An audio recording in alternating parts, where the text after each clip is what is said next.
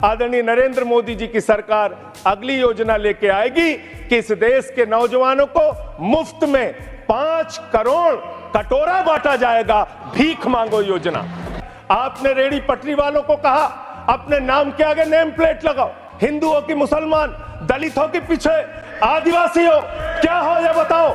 अगर name plate लगवाना है तो लगवाइए गले में नेम प्लेट, नीरव मोदी के गले में नेम प्लेट लगवाइए कि 20,000 करोड़ रुपए हिंदुस्तान का वो बाकी है। लगवाइए नेम प्लेट, 10,000 करोड़ रुपए विजय माल्या हिंदुस्तान का बाकी है। लगवाइए नेम प्लेट गले में ललित मोदी के कि 3,000 करोड़ रुपए हिंदुस्तान का लूट के भाग गया। लगवाइए नेम प्लेट अडानी के कि 2.5 लाख करोड़ रुपए का कर्जा आपने एक आदमी को दे रखा है।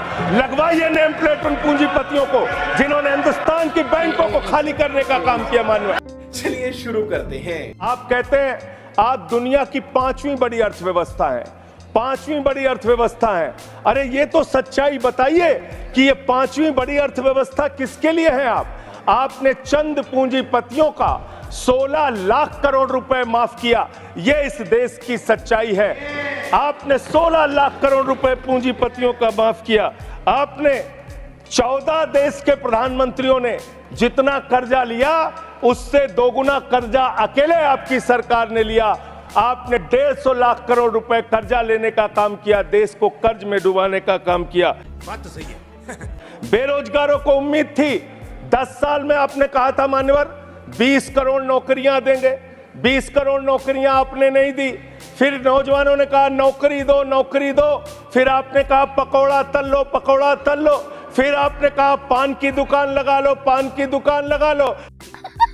फिर आपने कहा 4 साल की नौकरी कर लो सेना में, 4 साल की नौकरी। मैं मान्यवर आपके माध्यम से भारत के प्रधानमंत्री से बड़ी विनम्रता पूर्वक पूछना चाहता हूं, देश के प्रधानमंत्री को 73 साल की उम्र में तीसरी बार प्रधानमंत्री बनना है, लेकिन किसान का बेटा नौजवान सेना में 4 साल की नौकरी करेगा, ये भेदभाव क्यों है, मैं पूछना चाहता हूं। आज अब मुझे लगता है एक ही योजना बाकी रह गई है मान्यवर, वो योजना है कि हमारी भारत की सरकार आदरणीय नरेंद्र मोदी जी की सरकार अगली योजना लेके आएगी कि इस देश के नौजवानों को मुफ्त में 5 करोड़ कटोरा बांटा जाएगा, भीख मांगो योजना।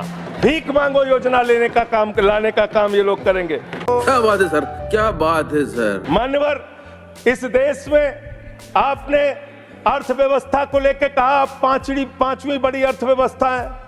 वो 5वीं बड़ी अर्थव्यवस्था का लाभ किसको मिल रहा है?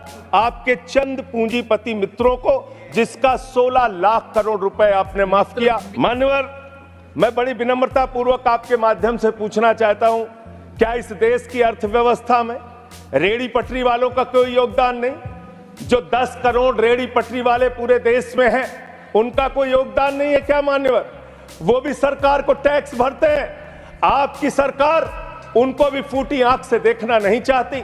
आपने रेहड़ी पटरी वालों को कहा अपने नाम के आगे नेम प्लेट लगाओ, अपने नाम के आगे नेम प्लेट लगाओ, हिंदुओं की, मुसलमान, दलितों के पीछे आदिवासी हो, क्या हो ये बताओ। मैं पूछना चाहता हूं, आपके माध्यम से सरकार के कहना चाहता हूं मान्यवर, अगर नेम प्लेट लगवाना है तो लगवाइए गले में नेम प्लेट, नीरव मोदी के गले में नेम प्लेट लगवाइए कि 20,000 करोड़ रुपए हिंदुस्तान का वो बाकी है। लगवाइए नेम प्लेट, 10,000 करोड़ रुपए विजय माल्या हिंदुस्तान का बाकी है। लगवाइए नेम प्लेट गले में ललित मोदी के कि 3,000 करोड़ रुपए हिंदुस्तान का लूट के भाग गया। लगवाइए नेम प्लेट मान्यवर। मैं कहना चाहता हूं नितिन संदेशरा के कि वो 6,000 करोड़ रुपए हिंदुस्तान का लूट के भाग गया। लगवाइए नेम प्लेट अडानी के कि 2.5 लाख करोड़ रुपए का कर्जा आपने एक आदमी को दे रखा है।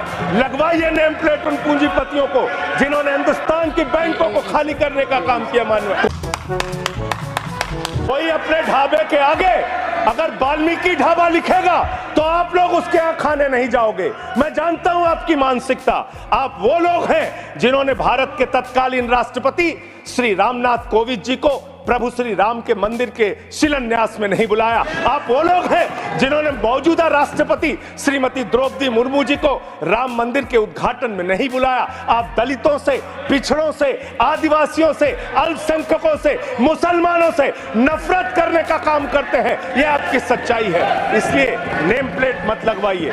नेम प्लेट लगवाना है तो जिन्होंने देश की बैंकों को लूटा है उनका नेम प्लेट लगवाइए। ये बड़ी अच्छी बात कही है। और मान्यवर, मैं आपसे, आपके माध्यम से इस सरकार से कहना चाहता हूं, इनका बजट पढ़ रहा था मान्यवर, जेलों को भी इन्होंने कम बजट दिया। अरे जेल का बजट तो बढ़ा दीजिए, 300 करोड़ रुपए जेल का बजट बढ़ा दीजिए। अरे अभी हमको जेल में भेजा है, कल तुमको जेल में आना है, तुम सबको जेल में आना है। जेल का बजट बढ़ा, जितना जेल में डालोगे, मैं आपसे कहना चाहता हूं, जितना जेल में डालोगे उतना गर्त में जाओगे। जिसने भी ये राजनीति की है उसका समापन हो गया है। अभी 240 पे पहुंचे हो, कल 24 पे पहुंचोगे, इसके बाद 2 पे भी आओगे। मैंने इन लोगों से कहा, शिक्षा से इनका कोई लेना देना नहीं है। शिक्षा से इनका कोई लेना देना नहीं मान्यवर। क्यों लेना देना नहीं है? क्योंकि दिल्ली विश्वविद्यालय में मनुस्मृति पढ़ाने जा रहे हैं ये लोग। मनुस्मृति पढ़ाएंगे कि दलितों के, पिछड़ों के, जिनको आप शूद्र कहते हैं, अगर वो श्लोक सुन लेंगे तो उनके कान में पारा आप कैसे डालेंगे, ये पढ़ाई आप कराने जा रहे हैं दिल्ली विश्वविद्यालय में। तो दोस्तों, ये स्पीच होता है यहीं एंड। इस वीडियो में देखा आपने संजय सिंह ने कैसे नरेंद्र मोदी का सारा पोल खोल दिए। तो दोस्तों, हमारे देश में इसी प्रकार का संसद का ज़रूरत है जो कि आंख में आंख मिलाकर सरकार से सवाल पूछ सके। तो दोस्तों, हम चाहते हैं जो संसद में आवाज़ उठाए हम सबों का, वैसा ही संसद चुनना चाहिए अपना मत देकर। तो दोस्तों, तो संसद से जुड़ी हर खबर पाने के लिए हमारे चैनल को सब्सक्राइब करें और वीडियो को लाइक करें। तो चलिए मिलते हैं अगले वीडियो में, तब तक के लिए अपना ख्याल रखें। जय हिंद, जय भारत, वंदे मातरम।